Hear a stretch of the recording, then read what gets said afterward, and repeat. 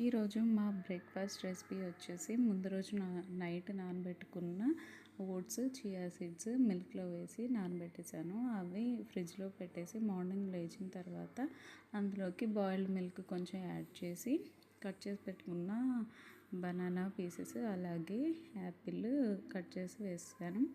అందులోకి over night soak చేసుకున్న dry fruits అనేవి ఇందులో మిక్స్ చేసుకొని లిటిల్ ఫార్మర్ ఇండియా నుంచి తెప్పించిన హనీ, ఇది చాలా బాగుంటుంది. మల్టీఫ్లోరా హనీ చాలా చాలా బాగుంది. అయితే ఈ హనీని కొంచెం యాడ్ చేశాను స్వీట్నెస్ కోసం. చాలా అంటే చాలా బాగుంది.